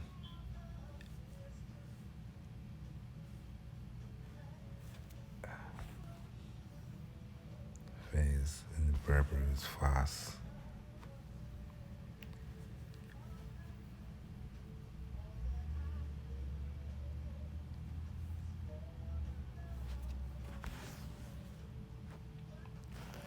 The interior and much of the kingdom of Fez survived the challenge, subjected to the authority of the Sharif. So he says, much of the kingdom of Fez survived the challenge, which has been basically the European conquering of the Americas. Up until late 1700s, you still had Moors holding on to much parts of the Americas. They could. The part that's been wiped out of history. So subjugated to the authority of the Sharif, to small Jewish and Nazarene or Christian states. So that's how the Americas been back in the day. More or less independent. There was no lack of followers of the Mosaic law, Jews, and the Muslim courts. These kingdoms include that of the 7 cities of Gibola, of Prestawan, Sedino, a historian of the 16th century, tells that in the minority of Enrique III, the Infante Fernando de Antequera was regent of Castile. He sent embassies to exotic countries just to be informed of their land, states, custom, and memorial things that had in those parts. So it'll be trying to be good to go find Fernando's work. You have to translate it though. If you got Spanish, you'd be good. Among others, they visited Prestawan de las Indias. So you got the Prestawan of the Indies. Animist American population base. The 3 creeds were mixed, living together in peace as in Islamic Spain. So you had the Moors, Jews, and Christians in Andalusia living together, trading, doing whatever. And you had a huge example of that already going on the side wall just before the fall of Granada and the fall of Moors and all that shit. So in the 1600s, the Dutch came and they drew everything they found. So we can see Moors everywhere raising cattle again, where the leather and the wax came from. You see cities and all is already built.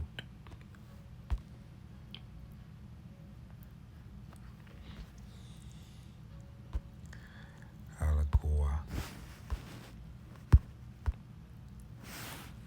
See.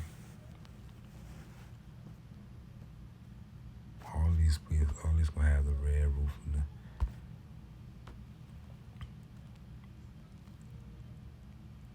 the Andalusian fashion.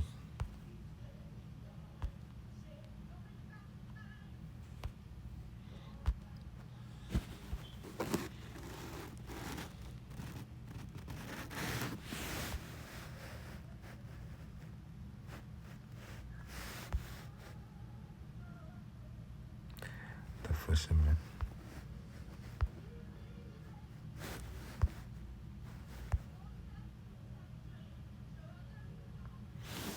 The Moors right there too.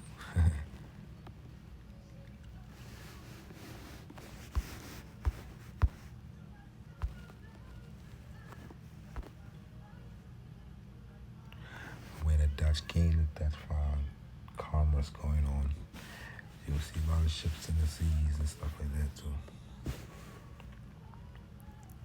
So you can see the caravels, the small boats. We used to put the smaller boats on the ships. We had ships, and we used to put the smaller boats on the ships. And been going to Europe and Africa, you know, different.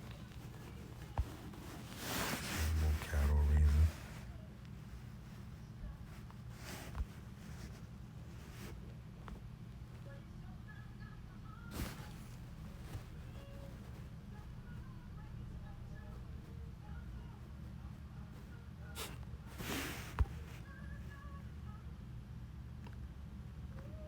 And I think this near the Rio Grande.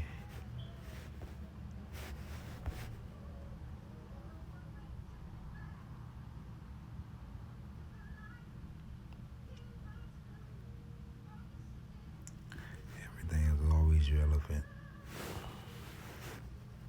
to today. Not no really change as much as people think.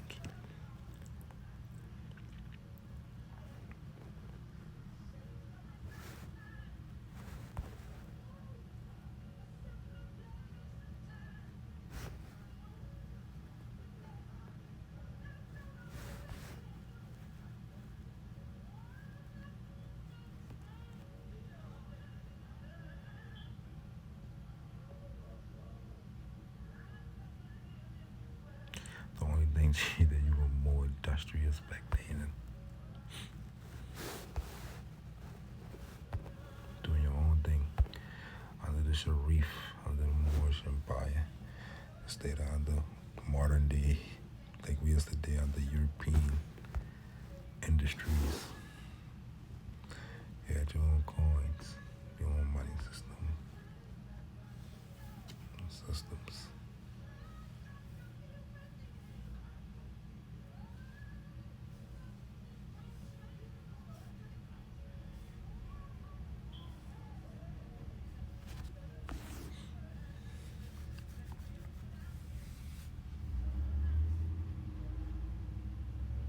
And a lot of them very much look like they've been no conquest before the mid 1600s.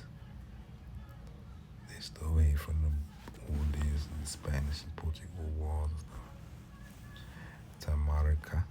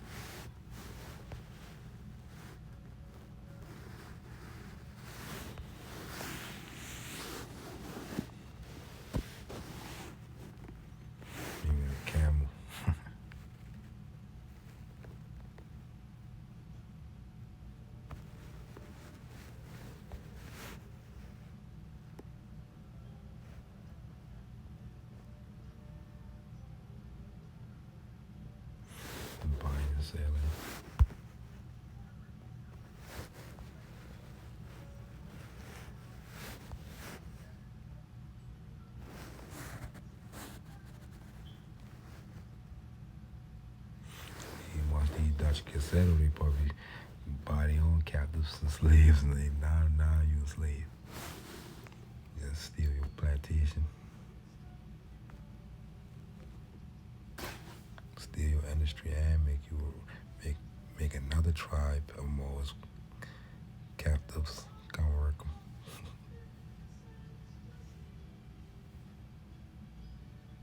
Cause you always see them in some of their military form. They look like Moors out there though.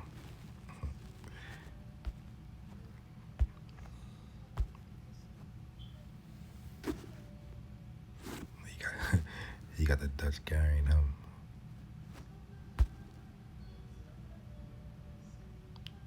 But the fishermen's been the Moors. They've been free as hell because they people that need that fish. They're very valuable. They get very rich.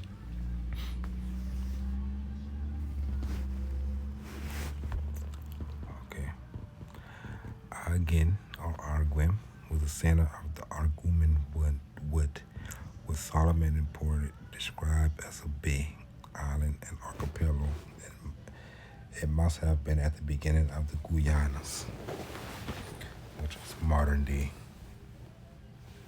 in northern South America, Guyana. Hold on for a sec.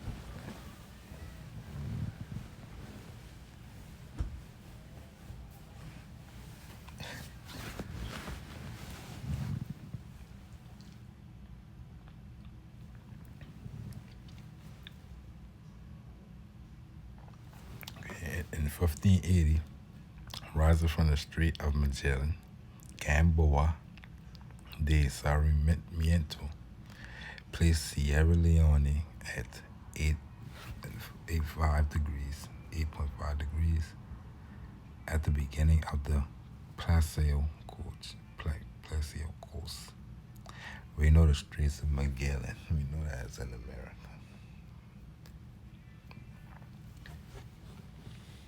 So you put a Gamboa over there and place Sierra Leone over here. More evidence. In Bolivia, primates 26 million years old have appeared similar in the size to that of a gorilla. The Protopithecus basilinensis of longer tail and about 25 kilos of weight. It's supposedly extinct during the Great Dry, detected at the end of the Pleistocene. In America, there are about 70 monkey races. The dissected by Hemilcon could be a Kaipora Bambuoru, origin of fierce creature, which according to local mythology attacked men. Reason she said that is because the Himmler Khan story, you can go read it today, put his travels around the continent of Africa. She put the story in America, and the fact that he had brought back monkey species, she's trying to show that you had gorillas and monkeys and stuff like that too for a long time. Our past wrote place names and patronymics based on phonetics. Usually they change one or more letters. It is common that different but similar names designate the same place. So that's a very important point, as I say 10 times. Zama evoked the Sama. So Sama is ancient walls between Rome and Carthage, where Cal Rescugo das Zamba, immediate to Cartagena by Colombia, South America. According to Fernandez de Oviedo, nonsense because it is Guinea's black name. So Fernando de Oviedo couldn't accept Zamba being a place name over here at that time, because he already did not think that certain names is so-called African. Which I don't know why Zamba is clearly Latin.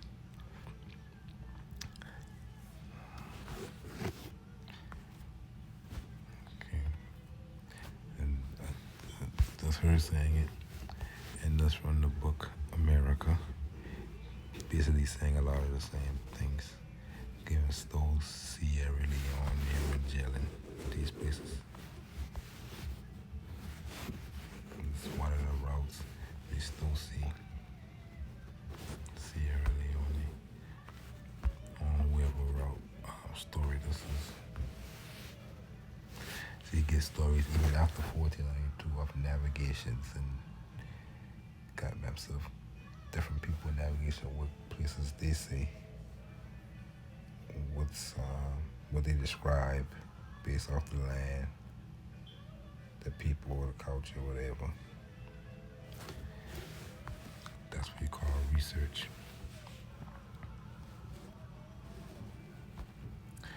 And you talk about Verigua.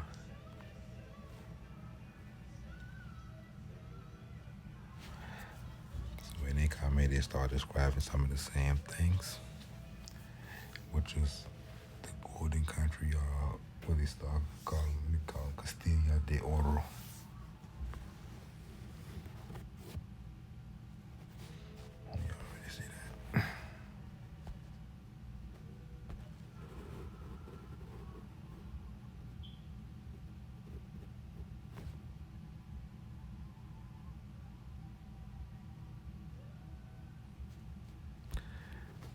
So at the Mandi, people been over here for a long time too. A lot of places got Mandi, and I got older videos on that. So book from 1620 from a George Horn, Georgius Hornius. It comes in here on the side of daylight. You had a bunch of scholars in this book right here. A bunch of scholars trying to figure out the origins of America, and they got different, everybody got different things, but he coming on the side of this daylight, in which they say, with the additional suggestion that there have been subsequent migrations to the Atlantic side of the Americas by the Phoenicians and Carthaginians.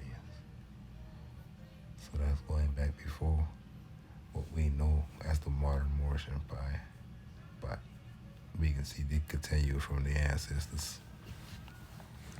Moors and Jews still continuing their travels that they knew of, and to the Pacific side from China. So we got people come from that side too. Horn Treaties cites accounts of the early travelers to the Americas and includes a discussion of the Huron and Iroquois people. Basically, just other people coming to the same conclusions that we're going through.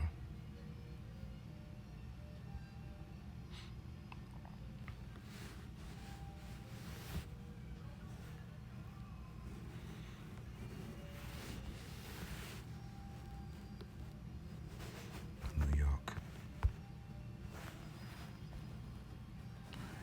New York or New Amsterdam.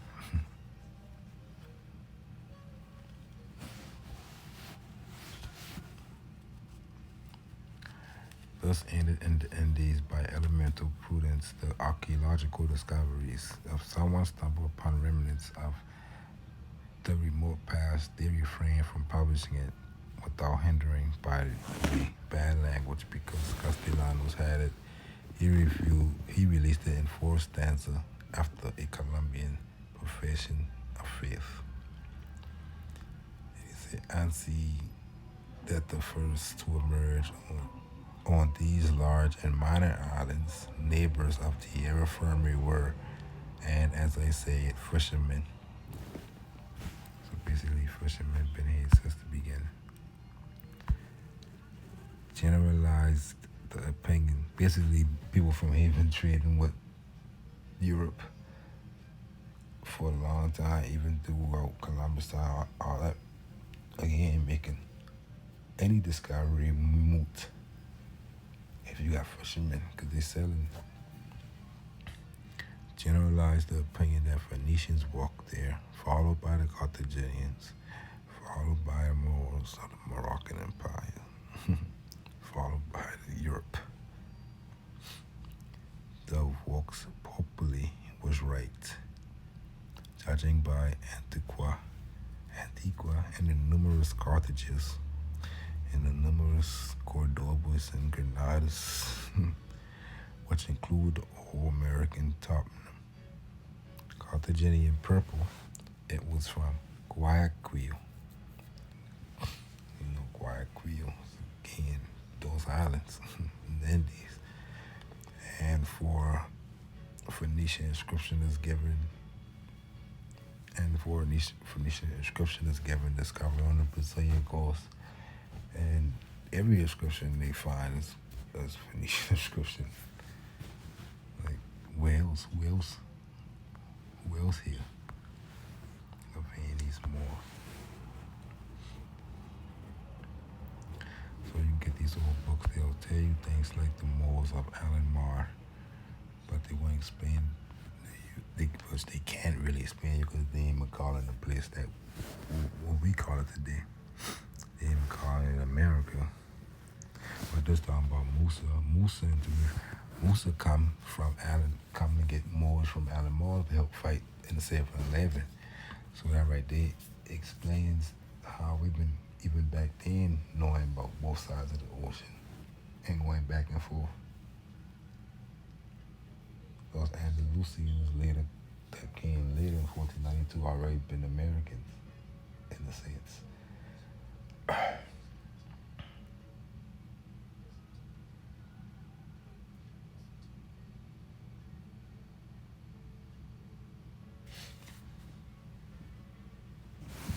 We talk about Faria,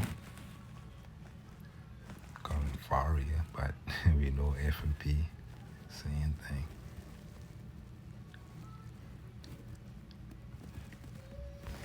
We see the Paria Peninsula or the Faria Peninsula. And then you say Negroes from Windward, which is the Windward Islands to me. I don't know no other Windward. And the Rice Coast, which is Brazil.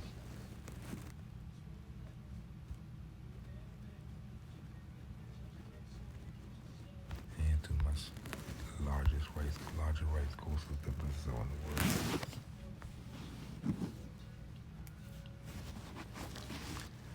The 7 cities of Kabola. And these are the Brazilians. Well, at least that's what the patent listed as Brazilians. Got crowns, huh? So that means kingdoms. translating again. Still got kingdoms.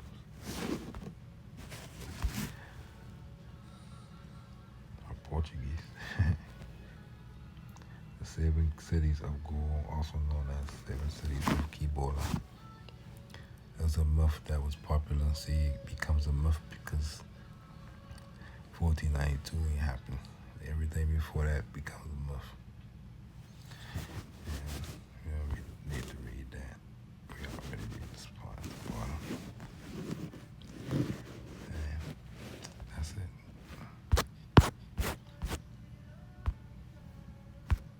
So basically, she ain't wrong. It's just that people here will call you a black person or an African American, but she wouldn't call herself a Spaniard American, because she wouldn't call herself a Taino, because she won't make herself home. So don't let her play you neither. You better tell her ass you Moorish American. You Guinea.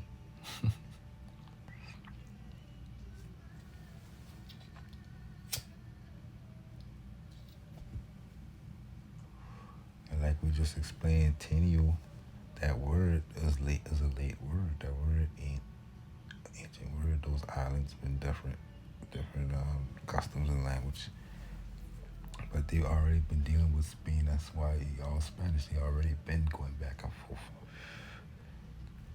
So Taino Indians could just say Taino Moors. And that'd be more accurate.